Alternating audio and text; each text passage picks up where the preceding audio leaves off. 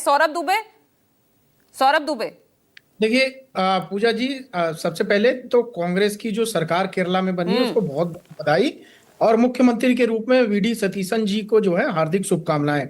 सरकार कब तक चलेगी, कब तक वो मुख्यमंत्री रहेंगे, कुछ पता नहीं है। बड़ी जद्दोजहद के साथ तो मुख्यमंत्री का चेहरा तय किया गया है।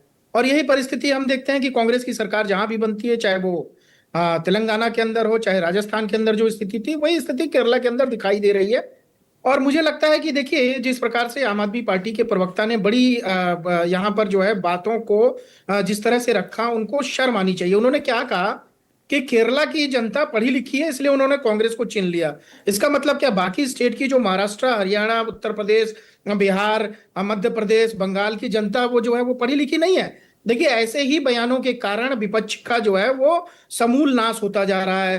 देखिए, पश्चिम बंगाल में कुछ नहीं मिला कांग्रेस को, वहां पर इनको कोई दिक्कत नहीं है। आसाम के अंदर इतने बड़े पैमाने पर जो है प्रचार प्रसार किया गया, कुछ नहीं मिला, वहां पर भी इनको तो भी केरला के नाम पर खुश हैं। बिहार में क्या हालत थी देख ली हमने, दिल्ली में जीरो पे है वो भी हमने देख लिया, मध्य प्रदेश देख लिया हमने, हरियाणा देख लिया हमने, महाराष्ट्र देख लिया। कोई बात नहीं। देखिए, आप दक्षिण की बात कर रही हैं, दक्षिण भारत की पूरी बात आप नहीं कर सकती। तमिलनाडु में कांग्रेस को क्या मिला मुझे बताइए? पौंडीचेरी में सरकार किसकी का तो सरकार हिस्सा है ना, सरकार का तो हिस्सा है ना कांग्रेस, और आपसे तो बेटर सिचुएशन में है। नहीं नहीं, मैं क्या कह रहा हूं, फिर पौंडीचेरी भी देखिए ना आप, फिर पौंडीचेरी भी देखिए आप, पौंडीचेरी में किसके गठबंधन की सरकार है वो भी देखिए। देखिए, दक्षिण भारत में भी भारतीय जनता पार्टी के गठबंधन के साथ वहां पर जो है वो सरकारें बन रही हैं। और आने वाले भविष्य में मैं डंके की चोट पे कह रहा हूं कि अगला चुनाव जो केरला का होगा, केरलम का चुनाव होगा, उसमें भारतीय जनता पार्टी की सरकार बनना तय। लेकिन वो तो उससे 5 साल बाद दिखेगा ना, लेकिन अभी तो मौजूदा स्थिति है। अभी जब आप उत्तर भारत, पश्चिम भारत में जहां एक छत्र आपका राज दिख रहा है, दक्षिण में वो नहीं दिख पा रहा है ना। वहां की भाषा, संस्कृति, क्षेत्रीय पहचान, यही तो मुद्दे हैं। कहीं यही समझने में कुछ दिक्कत है, मुश्किल है। देखिए, कांग्रेस पार्टी जो कभी मुल्क की पार्टी हुआ करती थी, आज वो मोहल्ले की पार्टी हो गई है। आप एक राज्य में, दो राज्य में जीतने पर ऐसा हाहाकार मचा रहे हैं जैसे पूरे भारत को जीत लिया हो भाई। अरे, दक्षिण भारत में भारतीय जनता पार्टी का संगठन बहुत मजबूत है, बहुत मजबूती के साथ काम कर रहा है। तमिलनाडु के अंदर भी बहुत मजबूती के साथ काम किया। बात आपकी ठीक है, उसको स्वीकार करते हैं कि सरकार बनाने में सक्षम नहीं रही भारतीय जनता पार्टी अभी, लेकिन आने वाले भविष्य में भारतीय जनता पार्टी जिस प्रकार से मेहनत करती है, देखिए, मेहनत पर आप कभी प्रश्न उठा ही नहीं सकते। परिश्रम जो करते हैं उसका परिणाम उनको मिलता है। वो मेहनत वहां फल नहीं दे रही ना दक्षिण भारत में। गरिमा जी, जवाब दीजिए। देखिए, ये जो मुझे लगता है भाजपा के प्रवक्ता होंगे ये, क्योंकि इनका बड़बोलापन और इनका अहंकार साफ दिखा रहा है ये कौन सी पार्टी के हैं। प्रॉब्लम यही है, सत्ता की हनक इनके इतना सर चढ़कर बोल रही है कि विपक्ष के समूल नाश की बात जो व्यक्ति कर रहा है यहाँ चैनल में बैठ के, समूल नाश करते करते 400 पार का नारा दिया था ना मेरे भाई। आज बैसाखियों के सहारे केंद्र सरकार में बैठे हुए हो।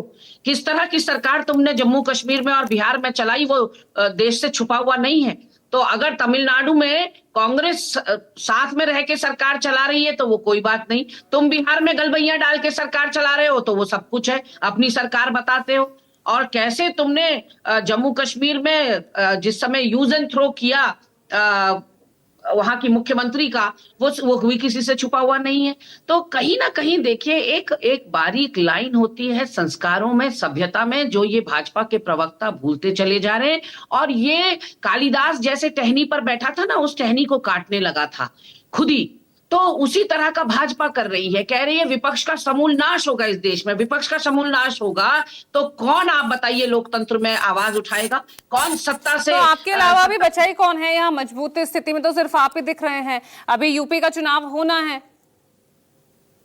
नहीं, बिल्कुल, मैंने जैसा कि कहा कि हमारे लिए तो ये शुभ संकेत है कि लगातार कांग्रेस बढ़त बना रही है। और आप देखिएगा, एक आपने दक्षिण में भी बढ़त बना रही है ना। दक्षिण में अगर चले हिमाचल प्रदेश को छोड़ दिया जाए, नहीं, आप नॉर्थ ईस्ट के चुनाव भी देखिएगा, ऐसा कुछ नहीं है। हमने कहा ना, रोज दाल खा खाकर, रोज कांग्रेस की सरकार देख देख कर कुछ जनता को चेंज चाहिए था। चेंज जनता ने देख लिया। अब इतना, अभी आपने मोदी जी का भाषण सुनाया, उसने कहा ये दशक आपदाओं का दशक है। हमारे वहां तो 2014 में ही आपदा आ गई।